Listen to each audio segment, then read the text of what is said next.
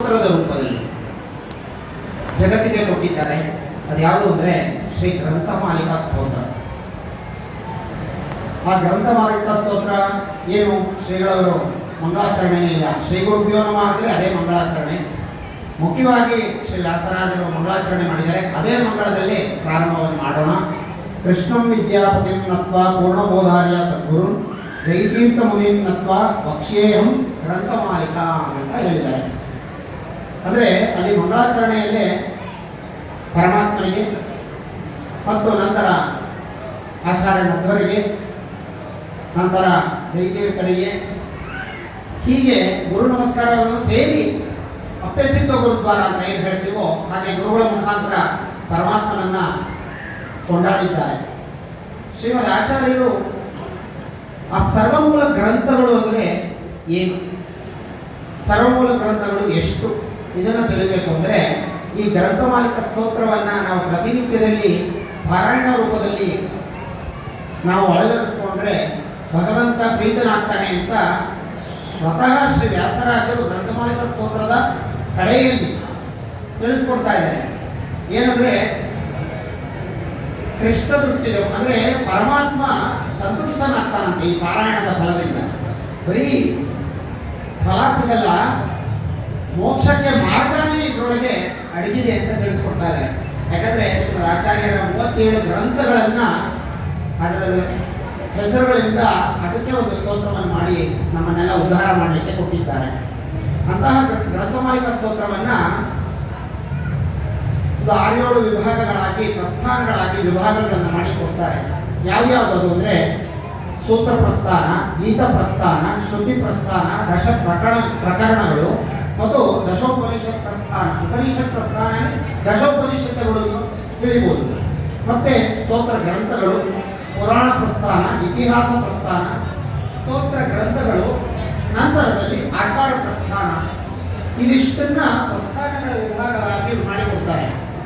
ಅದರಲ್ಲಿ ಮತ್ತೆ ವಿಭಾಗಗಳನ್ನು ಮಾಡಿ ಅಂದರೆ ತಿಳಿಸ್ತಾ ಇದ್ದಾರೆ, ಅನುಗ್ರಹ ಮಾಡ್ತಾ ಇದ್ದಾರೆ. ಸೂತ್ರ ಪ್ರಸ್ಥಾನದಲ್ಲಿ 4 ವಿಭಾಗಗಳನ್ನು ತಿಳಿಸ್ಕೊಡ್ತಾ ಇದ್ದಾರೆ.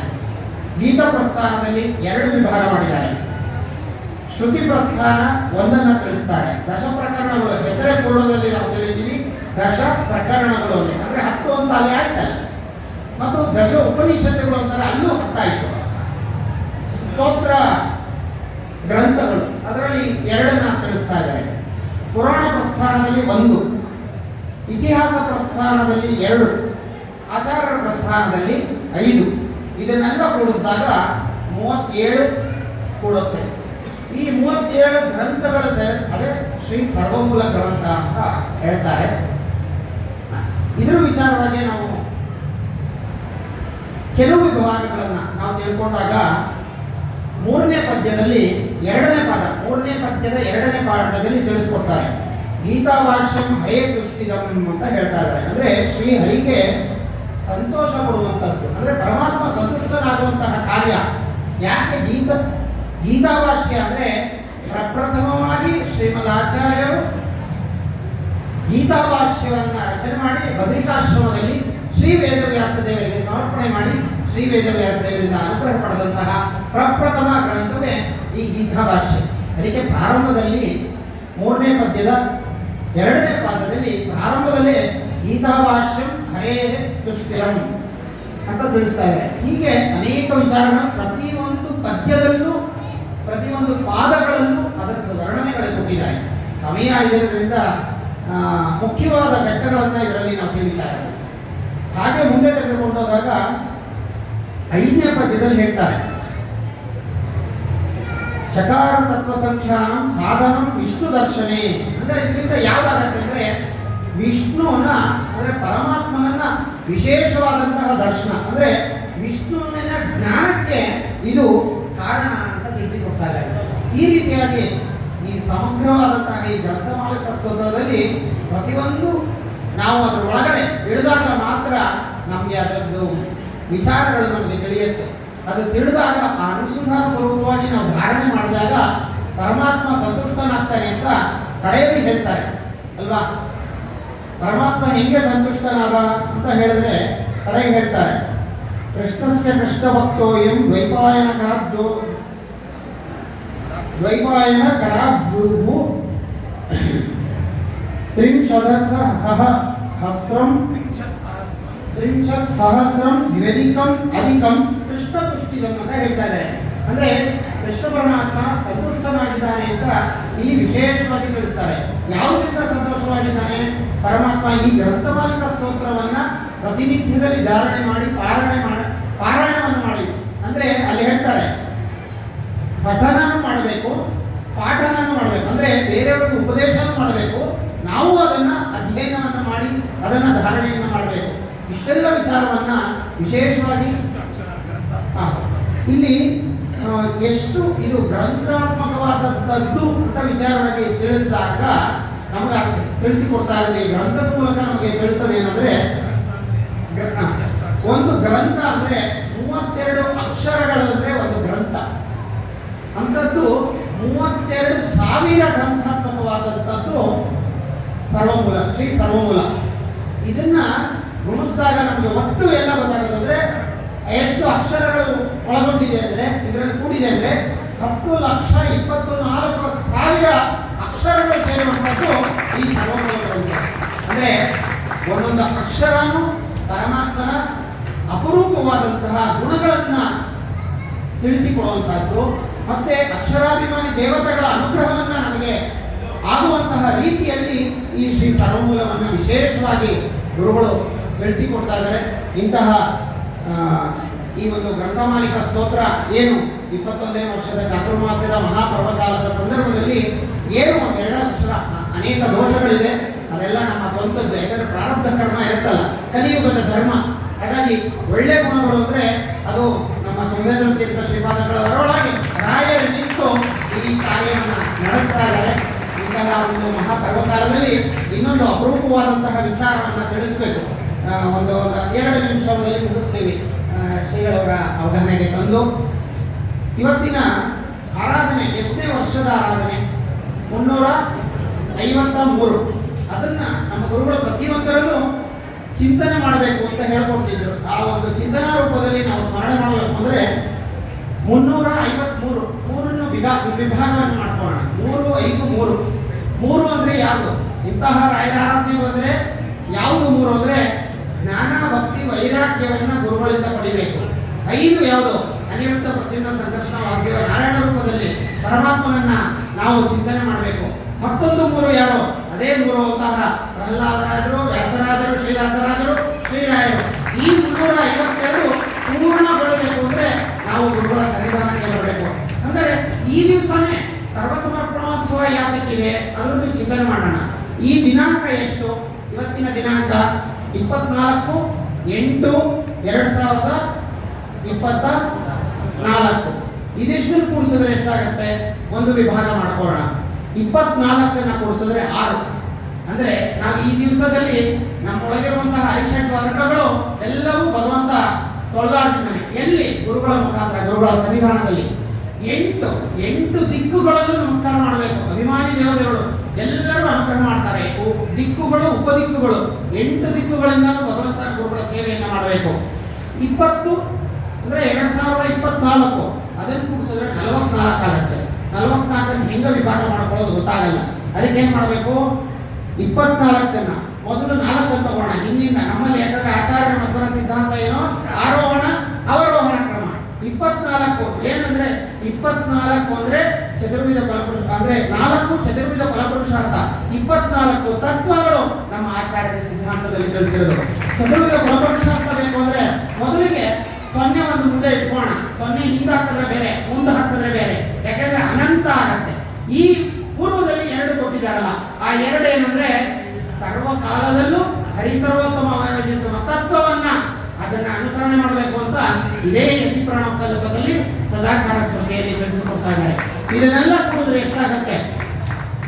58 ಆಗತ್ತೆ. 58 ಅಕ್ಷರಗಳು ಯಾವುದು? 24, 8. ಇದೆಲ್ಲ ನಾವು ತೆಗೆದುಕೊಂಡಾಗ 44, 8, 6 ಇದಿಷ್ಟು ಕೂಡಿಸಿದಾಗ 58 ಆಗತ್ತೆ. 8ರಲ್ಲಿ 4 ಪಕ್ಕಕ್ಕೆ ಇಟ್ಕೊಂಡಿರೋಣ ಬುದ್ಧಿಯಲ್ಲಿ ಇದ್ರೆ. ಯಾಕೆಂದ್ರೆ ಚತುರ್ವಿಧ ಫಲಪುರುಷಾರ್ಥಕ್ಕೆ ನಾವೆಲ್ಲ ಮಾಡಬೇಕಾಗುತ್ತೆ. 52 ಯಾವುದು ಅಂದ್ರೆ 52 ಅಕ್ಷರ ಆ ಇಂದ ಕ್ಷ ಸ್ವಂ ಲಕ್ಷ್ಮೀ ನರಸಿಂಹನಾರಾಯಣ ಮಹಾಂತಿವಲ್ಲ ಅಮ್ಮ ಜಾಯ ನಮಃ ಮಾತೃಕಾನ್ಯಾಸದಲ್ಲಿ ಅದೇ ಗುರುಗಳು ಪರಂಪರೆ ಆಚಾರ್ಯರ ಕೊಟ್ಟಿರೋದು. ಆ 52 ಮಾತೃಕಾ ಮಂತ್ರಗಳಿಂದ ಪ್ರತಿ ದಿವಸದಲ್ಲಿ ಪರಮಾತ್ಮನ ಚಿಂತನೆ ಮಾಡಬೇಕು. ಮತ್ತೆ 6 ಮಂತಲ್ಲಿ ಮತ್ತೆ ಯಾಕೆ ಅಂದ್ರೆ ಸಂಪುಟಾಕಾರವಾಗಿ ತೆಗೆದುಕೊಂಡಾಗ ಆ ಅರಿಷಡ್ ವರ್ಗಗಳು ಸದಾ ಕಾಲದಲ್ಲಿ ನಮ್ಮನ್ನು ತೊಡವಾಡಿಸಲಿ. ಯಾವುದು ಕಾಮ, ಕ್ರೋಧ, ಲೋಭ, ಮೋಹ, ಮದ, ಮಾತ್ಸರ್ಯಗಳನ್ನ ಹೋಗಲಾಡಿಸಬೇಕು. ಇದೆಲ್ಲ ಹೋಗುವುದರಿಂದ ನಮಗೆ ಗುರುಗಳ ಸನ್ನಿಧಾನದಲ್ಲಿ 353ನೇ ಆರಾಧನೆ ಅಂದ್ರೆ ಜ್ಞಾನ, ಭಕ್ತಿ, ವೈರಾಗ್ಯ, ಹನುಮ, ಭೀಮ, ಮಧ್ವರಾಗಿ ಆ ಮಧ್ವಾಚಾರ್ಯರ ಪರಂಪರೆಯಲ್ಲಿ ಬಂದಿದ್ದೀವಿ. ಯಾವುದಕ್ಕೆ ಅಂದ್ರೆ ಪಂಚ ಜ್ಞಾನೇಂದ್ರಿಯ, ಪಂಚ ಕರ್ಮೇಂದ್ರಿಯಗಳು ಶುದ್ಧ ಆಗಿ ನಮಗೆ ನಿರಂತರವಾಗಿ ಹರಿಸರ್ವೋತ್ತಮ ವೈಜ್ಞಾನಿಕ ತತ್ವವನ್ನ ನಿರಂತರವಾಗಿ ಶ್ರವಣ ಮಾಡಿ ಅನುಗ್ರಹ ಮಾಡಲಿಕ್ಕೆ ಭಗವಂತನಲ್ಲಿ ಗುರುಗಳ ಮುಖಾಂತರದಲ್ಲಿ ನಾವು ಪ್ರಾರ್ಥನೆ ಮಾಡಬೇಕು. ಇಂತಹ ಮಹಾಪರ್ವಕಾಲದಲ್ಲಿ ಇಂತಹ ಸಾಕ್ಷಾತ್ ಸರ್ವಯಾತ್ರಾ ಫಲವಾತ್ಮೆ ಯಥಾಶಕ್ತಿ ಪ್ರದಕ್ಷಿಣ ಅಂತ ಹೇಳ್ತೀವಿ. ಅಂತಹ ಗುರುರಾಜರ ಸನ್ನಿಧಾನದಲ್ಲಿ ನಾವೆಲ್ಲ ಕೂತಿದ್ದೀವಿ ಅಂದ್ರೆ ಕೋಟಿ ಜನ್ಮ ಸಮುದ್ರ ಪುಣ್ಯ 50 ಲಭ್ಯತೆ. ಅಂತಹ ಭಗವಂತನ ಹಿರಿಯರ ಪರಂಪರಾ ಗುರುಗಳ ಅನುಗ್ರಹದಿಂದ ಆಶೀರ್ವಾದದಿಂದ ಈ ಸ್ಥಳದಲ್ಲಿ ಇವತ್ತು ಕೂತಿದ್ದೀವಿ ಅಂದ್ರೆ ಸಾಕ್ಷಾತ್ ದೇವಲೋಕದಲ್ಲಿ ಕೂತಿದ್ದೀವಿ. ಯಾಕೆಂದ್ರೆ ಈ ಶ್ರೀಮಠದ ಅಭಿನವ ವಿಶ್ವಕರ್ಮರು ಅಂತ ನಮ್ಮ ಪ್ರಮುಖರುಗಳು ಹೇಳ್ತಾ ಇದ್ರು. ಈ ಮಂತ್ರಾಲಯ ಮಠ, ಶ್ರೀವ್ಯಾಸರಾಜ ಮಠ ಸ್ವಂತ ಅಣ್ಣ ತಮ್ಮಂದಿರ ಮಠ. ಇಂತಹ ಅಣ್ಣ ತಮ್ಮಂದಿರ ಮಠ ಎರಡಕ್ಕೂ ಕೀರ್ತಿ ಸಮವಾಗಿ ಬರಬೇಕು.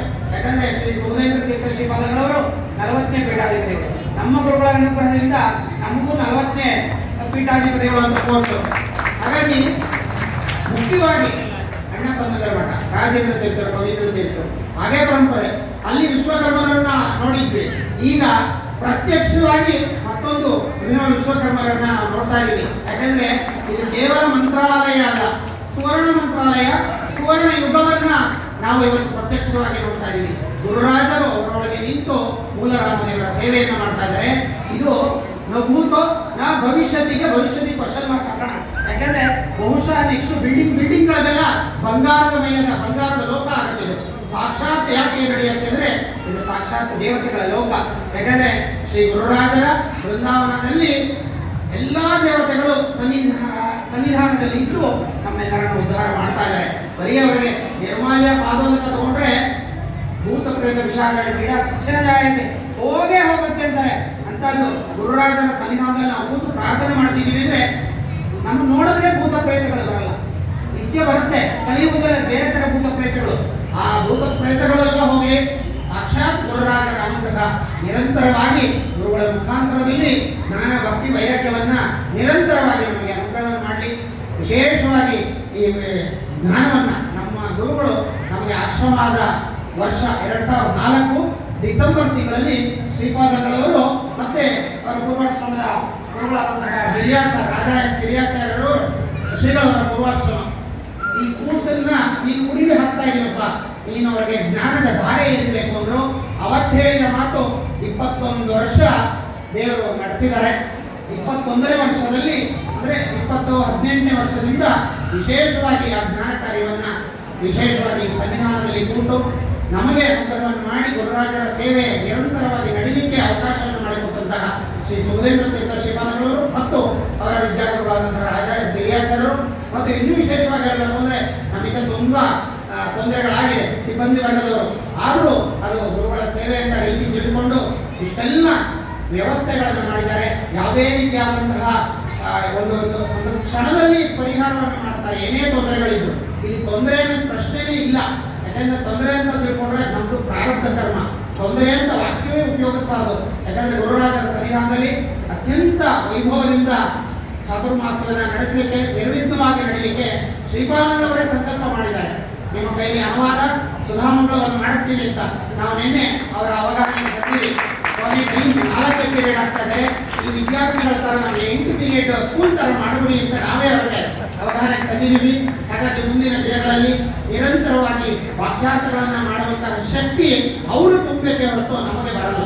ಯಾಕಂದ್ರೆ ಅವರೊಳಗೆ ಗುರುರಾಜರು ಶ್ರೀ ವ್ಯಾಸರಾಜರು ವಿಶೇಷವಾಗಿ ನಿಂತು ಆ ಜ್ಞಾನ ಕಾರ್ಯವನ್ನು ನಡೆಸಬೇಕು.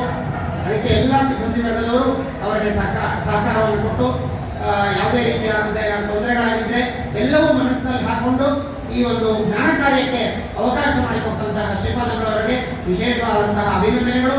ಮತ್ತು ಜೊತೆಗೆ ನಮಗೆ ತುಂಬಾ ಬೇಕಾದಂತಹ ಬಾಳಗಾರ ಶ್ರೀಪಾದಗಳವರು ಜೊತೆಗೆ ಇದ್ದು ಅನೇಕ ವಿಚಾರಗಳನ್ನ ಆ ಒಂದು ಶ್ರೀಪಾದ ಹೇಳಿರುವಂತಹ ಜ್ಞಾನದ ಧಾರೆಯನ್ನು ಹೇಳ್ತಾ ಇದ್ದಾರೆ. ಅತ್ಯಂತ ಸಂತೋಷದಿಂದ ಅವರು ಅದನ್ನು ಧಾರಣೆ ಮಾಡ್ತಾ ಇದ್ದಾರೆ. ಇಂತಹ ಪರ್ವಕಾಲದಲ್ಲಿ ಇನ್ನೂ ಹೆಚ್ಚಾಗಿ ಶ್ರೀಮದ್ ಆಚಾರ್ಯರ ತತ್ವಶಾಸ್ತ್ರ ನಮಗೆಲ್ಲರಿಗೂ ಭಗವಂತ ಗುರುಗಳ ಮುಖಾಂತರವಾಗಿ ಅನುಗ್ರಹ ಆಗಲಿ, ಶ್ರೀ ಗುರುರಾಜನ ಅನುಗ್ರಹ ಮಾಡಲಿ ಅಂತ ಹೇಳ್ತಾ ನಮ್ಮ ಉಪಾಸ್ಯಮೂರ್ತಿಯಾದಂತಹ ಶ್ರೀ ಮೂಲಗೋಪಾಲ ಕೃಷ್ಣದೇವರ ರುಕ್ಮಿಣಿ ಸತ್ಯಭಾಮ ಸಮೇತ ವೈಷ್ಣವಿ ಸತ್ಯಾಸಮೇತ ಮೂಲಗೋಪಾಲ ಕೃಷ್ಣ ಪ್ರೇತ ಶ್ರೀ ವ್ಯಾಸರಾಜರ ಮುಖಾಂತರದಲ್ಲಿ ಅದನ್ನು ಗುರುರಾಜರ ಪಾದಗಳಲ್ಲಿ ಸಮರ್ಪಣೆ ಮಾಡ್ತಾ ಇದ್ದೀವಿ. ಶ್ರೀ ಕೃಷ್ಣಾರ್ಪಣ.